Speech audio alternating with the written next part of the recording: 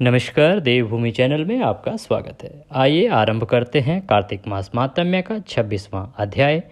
पिछले 25वें अध्याय में आपने कल सुना था कि किस प्रकार से भगवान विष्णु वामन रूप में अवतरित हुए और राजा बलि से 3 पग जमीन के बदले उन्होंने सारे लोक नाप लिए और राजा बलि को भूतल में भेज दिया। आइए अध्याय आरंभ करते हैं। आप शांत चित्त होकर बैठ जाएं, भगवान श्री हरि के चरणों में ध्यान लगाएं और कथा श्रवण करना आरंभ करें।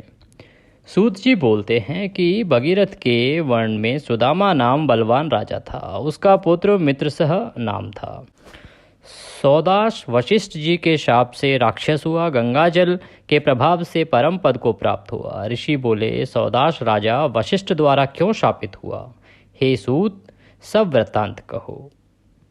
सूत जी कहने लगे, सुनने कहने वालों के पापों को गंगा दूर करती है, इस महत्तम को मैं बोलता हूँ। सूत जी बोले, धर्मज्ञ सर्वज्ञ सौदाश नाम राजा पृथ्वी का भोग करता था, अर्थात पृथ्वी पर निवास करता था। जैसे सगर जी ने 7 समुद्र युक्त पृथ्वी का संरक्षण किया, उसी प्रकार धर्म से रक्षण किया।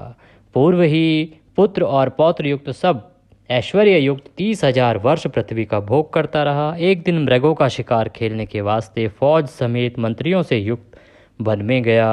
राजा वन में घूमता अनेक मृगों को मारता, धूप से पीड़ित पिपासित रेवा नाम नदी के तट पर आया। सुदाश का लड़का मित्र सह नाम जिस स्थान नित्य क्रिया करता था, मंत्रियों के साथ भोजन करता था, वहां उसने रात्रि बिताई। प्रातः काल उठकर नित्य क्रिया समाप्त करके मंत्रियों सहित शिकार के वास्ते वन में घूमने लगा। एकाकी राजा वन में घूमता कर्ण पर्यंत बाण को खींचे मृग के पीछे गया। एक समय उस राजा ने मृग को ढूंढते हुए एक कंदरा में मैथुन कर्म करते 2 व्याघ्रों को देखा। व्याघ्र मार्ग छोड़कर व्याघ्रों के सामने गया। बाणों के मंत्र जानने वाले राजा ने व्याघ्री को बाण से मार दिया।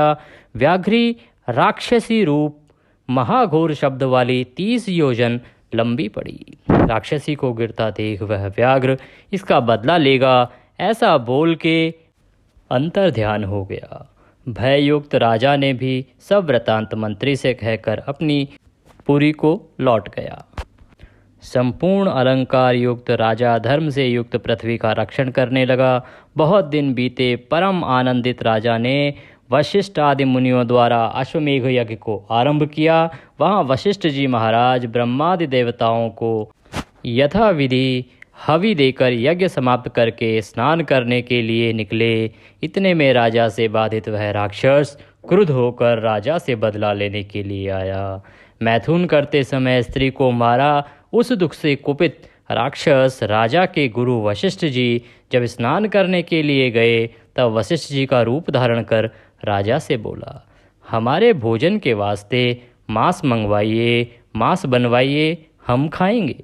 फिर उसी राक्षस ने रोटी बनाने वाले का रूप धारण करके राजा को मनुष्य का मांस दिया। राजा भी पका मांस सुवर्ण के पात्र में घर के गुरु की प्रतीक्षा में रहा।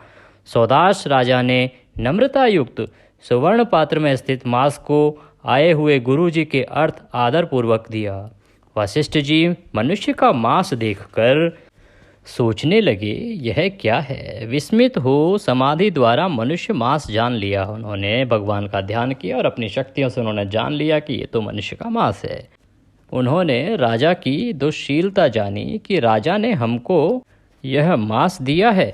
इस प्रकार वशिष्ठ जी क्रोध युक्त हुए, हे राजन, हमको तुमने अभक्ष दिया है, इससे तुमको भी यही मिले। राक्षस लोगों का भोजन हमको दिया, इससे हे राजन तुम राक्षस हो जाओ। जब वशिष्ठ जी ने शाप दिया तब राजा बोला कि आपने आज्ञा दी तब हमने दिया, हमको आपने श्राप दिया। राजा का वचन सुन वशिष्ठ जी ने फिर ज्ञान नेत्र से राक्षस के छलित राजा को जाना। वशिष्ठ जी ने फिर ध्यान लगाया तो उन्होंने देखा कि ये तो छल हुआ है राजा के साथ। राजा भी हाथ में जल लेकर वशिष्ठ जी को शाप देने को तैयार हुआ। तब मदयंती नाम राजा की स्त्री गुरु जी को शाप देने को तैयार क्रोधित राजा को देख के बोली, आप क्षत्रिय के पुत्र हो, कोप त्याग करो, तुम्हें जो कर्म भोगना है सो प्राप्त हुआ। जो मनुष्य गुरु से हुंकार तुंकार शब्द बोलता है, वह मनुष्य जल रहित वन में ब्रह्म राक्षस होता है।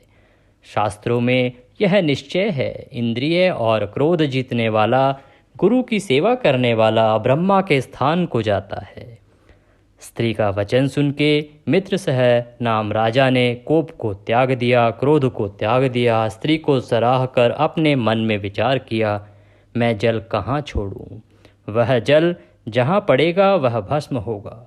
ऐसा जान के राजा ने अपने पाँव में ही डाल दिया। उस जल के स्पर्श मात्र से पाँव मलिनता को प्राप्त हुआ। तब से लोक में कलमाशपाद ऐसा नाम प्रसिद्ध हो गया। बुद्धिमान कलमाशपाद नाम राजा ने स्त्री से आश्वासित हो भय युक्त हुए गुरुजी के चरणों की वंदना की। नीति को जानने वाला राजा हाथ जोड़ के बोला, महाराज मेरा किया सब अपराध क्षमा करो। दुखित वशिष्ठ जी ने विचार करके फिर राजा से अज्ञान में प्राप्त अपनी निंदा की। अज्ञान सब लोगों को विपित्त का परम पद है, अर्थात अगर आप अज्ञान में कोई कार्य करते हैं तो उससे हमेशा आपत्ति ही आती है। ज्ञान रहित मनुष्य लोक में पशु समान है। राजा ने अज्ञान से ऐसा किया, ज्ञान रहित हमने भी पाप किया। ज्ञानवान सुख पाता है, ज्ञान रहित कोई सुख नहीं पाता। ऐसा विचार वशिष्ठ जी राजा से बोले, यह शाप बहुत दिन नहीं रहेगा।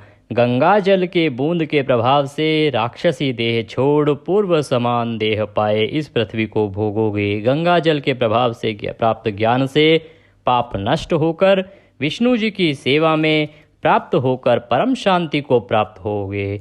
ऐसा बोल के वशिष्ठ जी अपने आश्रम को गए। राजा भी दुखयुक्त राक्षस के देह को प्राप्त हुआ। क्षुधा पिपाशा से पीड़ित क्रोध युक्त कृष्ण पक्ष की रात्रि के समान दीप्ति वाला राजा मनुष्य रहित वन में घूमने लगा। सो राजा वन में मृग मनुष्य सर्प पक्षी जल के जीव सबको खाता रहा। हाड़ रक्त मांस आंतें बाल इनसे पृथ्वी भयंकर हो गई। राजा 6 महीने के बीच में 100 योजन पृथ्वी को व्याकुल करके दूसरे वन को गया। मुनि और सिद्धों से युक्त नर्मदा के तट पर आया। वहाँ भी जीवों को मारता रहा, मनुष्यों का मांस खाता रहा। सब लोगों को भय करने वाले राजा ने नर्मदा के तट पर घूमते हुए स्त्री के साथ रमण करते हुए एक मुनि को देखा। क्षुधा से पीड़ित दौड़ के एक मुनि को पकड़ा, जैसे व्याघ्र मृग के बच्चे को पकड़ लेवे। ब्राह्मण की स्त्री अपने पति को राक्षस के हाथ जोड़ भय युक्त राजा से बोली कि हे राजन, आप क्षत्रिय के लड़के हो, भय करके विहल मेरा रक्षण करो। प्राण के समान प्रिय इस पति का दान करके मेरा मनोरथ पूर्ण करो। सूर्यवंश में उत्पन्न तुम मित्रसह नाम राजा हो, राक्षस नहीं हो। जन रहित वन में अनाथ मेरी रक्षा करो। पतिहीन स्त्री जीती भी मरे के तुल्य है। हे राजन, उस पर भी बाल वैधव्य का क्या कहना। माता पिता भाई किसी को नहीं जानती, परम जीवन मेरा पति ही है। तुम सब धर्मों को जानते हो, स्त्रियों की भी वृत्ति जानते ही हो। हे प्रजापाल, इस बंधु रहित का रक्षण करो। मेरा लड़का बालक है, इस वन में पतिहीन कैसे जीऊंगी। तुम्हारी कन्या है, पतिदान से रक्षण करो। प्राण दान के समान दान नहीं है, होगा भी नहीं, ऐसा ज्ञानी कहते हैं। हमें प्राण दान करो। ऐसे वचन बोल ब्राह्मणी जल्दी राक्षस के पाँव में पड़ गई। ऐसे कहे गए भी राजा ने ब्राह्मण के देह को खा लिया, जैसे व्याघ्र बल से मृग के बच्चे को खा जाए। तब उस ब्राह्मण को पतिव्रता स्त्री बहुत विलाप करके गुस्से होकर पूर्व भी शापित राजा को जोर से बोली, मैथुन कर्म में शक्त मेरे पति को बल से तुमने मारा। इससे तुम भी जब स्त्री का संग करोगे तब नाश को प्राप्त होगे। क्रुद्ध ब्राह्मणी ने इस प्रकार श्राप देकर फिर श्राप दिया, तुमने हमारे पति को मारा, इससे निश्चय राक्षस रहो। सो राजा भी 2 शाप सुनकर मुख से अंगारा छोड़ता हुआ ब्राह्मणी से गुस्सा हुआ। हे दुष्टे, एक अपराध में 2 श्राप क्यों दिए? हे दुष्टे, जिससे तुमने हमको 2 श्राप दिए, इसके लिए तुम पुत्र युक्त इसी वन में पिशाच योनि में प्राप्त हो जाओ। इस प्रकार श्राप को प्राप्त ब्राह्मणी पिशाचिनी हुई। पुत्र युक्त क्षुधा से पीड़ित भयंकर रोदन करने लगी। राक्षस और पिशाची दोनों वन में शब्द करते रहे।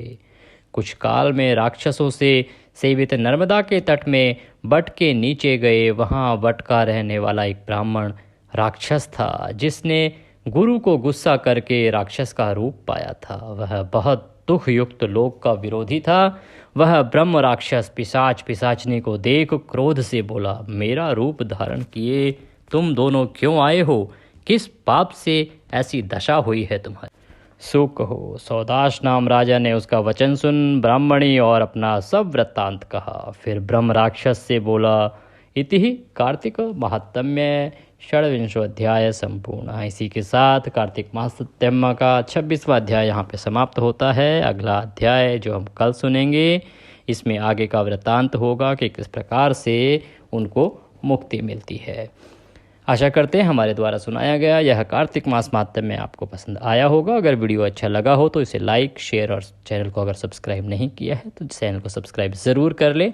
आज के इस वीडियो में अभी के लिए इतना ही। अगले वीडियो में फिर होगी आपसे मुलाकात। तब तक के लिए ओम श्री हरि।